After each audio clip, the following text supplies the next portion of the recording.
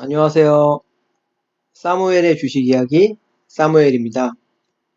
오늘은 PER, PBR이란 무엇인가에 대해서 알아보겠습니다. 우리가 기업의 내재 가치 기본적 분석을 함에 있어서 PER과 PBR은 굉장히 중요한 지표라고 할 수 있는데요. 오늘 이 시간에는 여기에 대해서 같이 알아보겠습니다. 먼저 PER에 대해서 알아보겠습니다.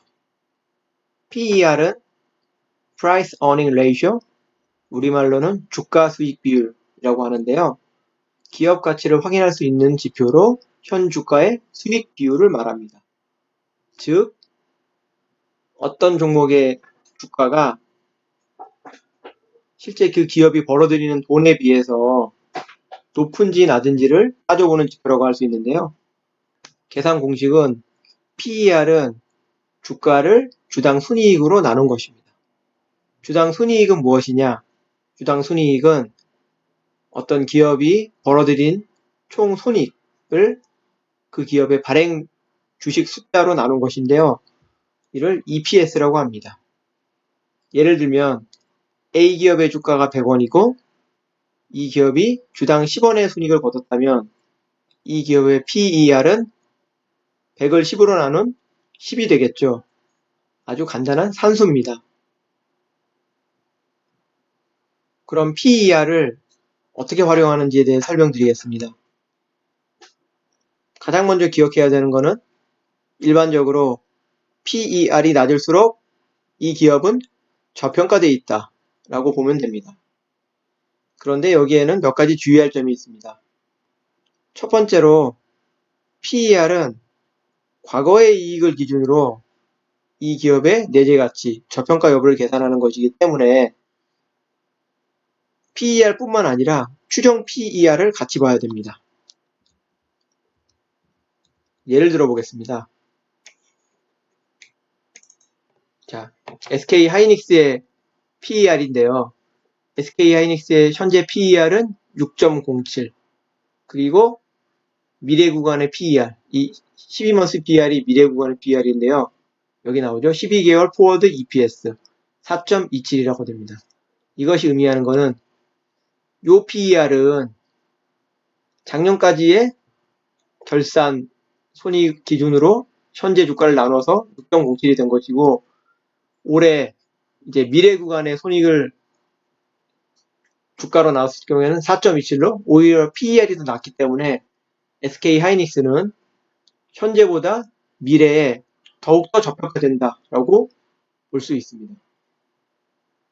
실제로 SK 하이닉스 영업이익이 계속 증가하고 있죠.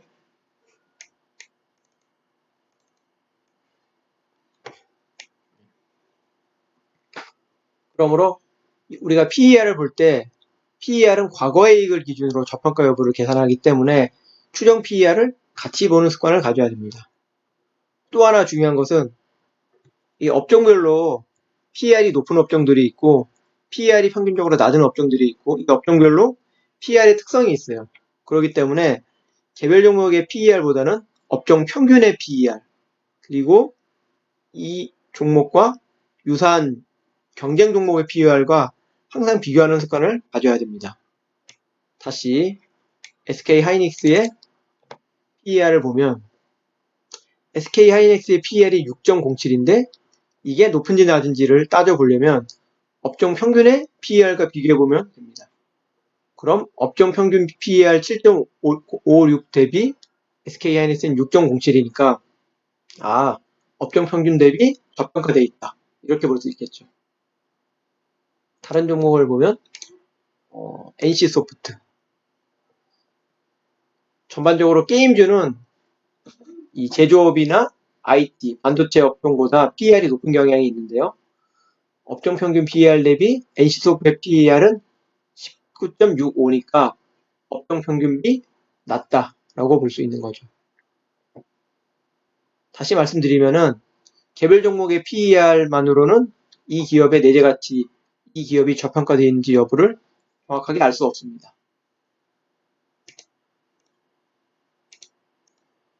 SK 하이닉스가 PER이 6이고 NC소프트의 PER은 19예요. 그렇다고 NC소프트가 SK하이닉스보다 3배 이상 고평가되어 있다. 이런 분석을 하는 건 말이 안 된다는 거죠. 이 종목군마다, 업종마다 PER의 특성이 다르기 때문에 이 개별 종목의 PER을 보려면 업종 PER, 그리고 이 업종과 경쟁 상대에 있는, 예를 들면은 뭐 콘투스라든지 아니면 넥슨이라든지 같은 게임주끼리 비교를 해서 이 종목이 상대적으로 저평가되어 있는지 고평가되어 있는지를 보아야 한다는 이야기입니다.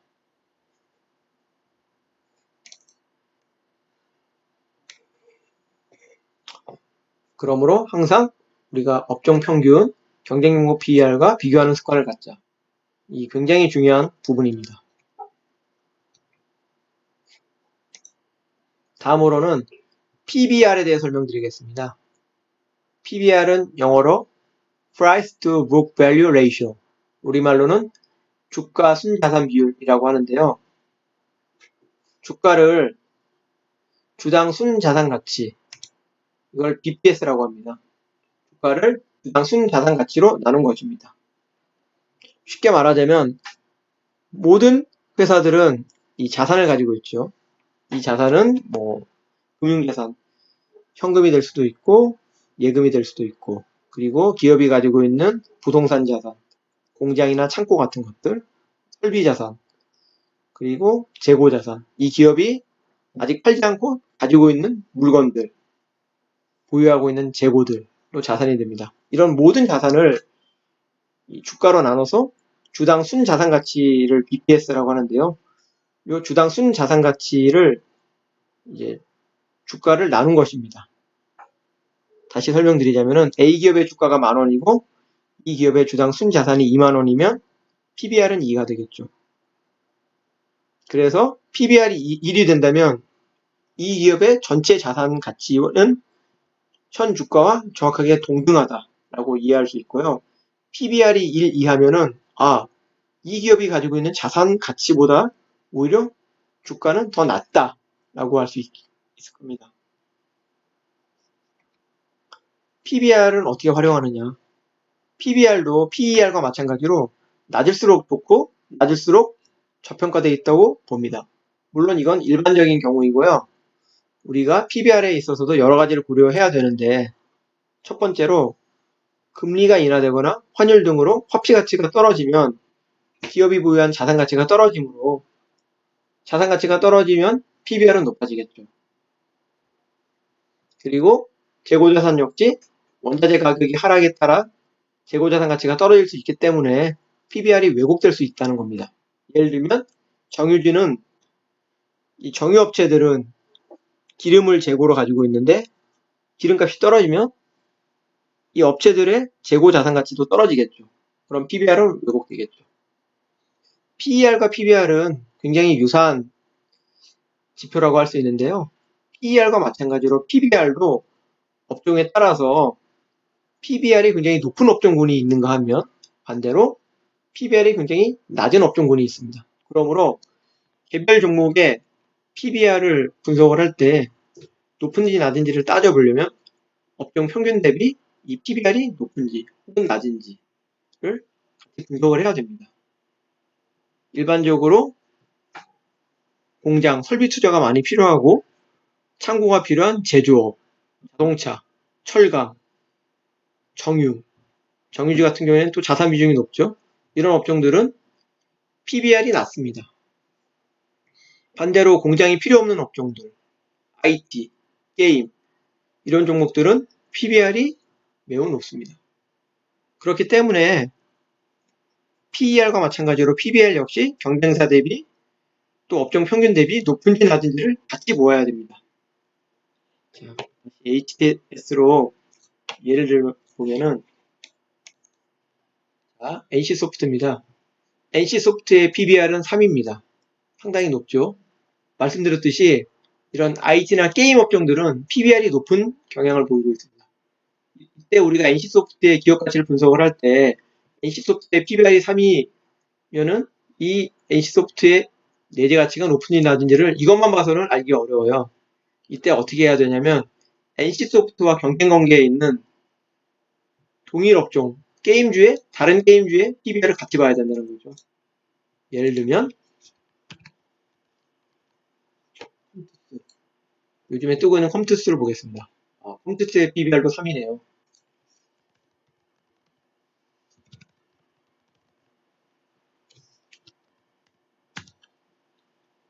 반면에 삼성전자의 PBR을 보겠습니다. 말씀드렸듯이 IT 반도체 제조업의 PBR은 일반적으로 낮다고 했죠. 삼성전자의 PBR이 1.6이니 낮은 편이겠네요.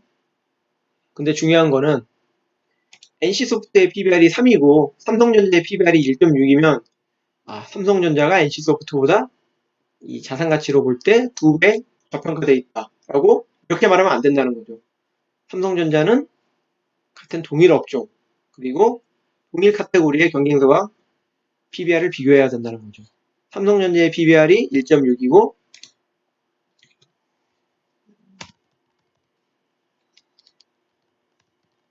같은 IT 반도체주인 SK 하이닉스의 PBR이 1.87이라고 하면은 이 자산가치 PBR로 따져봤을 때는 SK 하이닉스보다는 삼성전자가 더 저평가되어 있다라고 볼 수 있는 것입니다.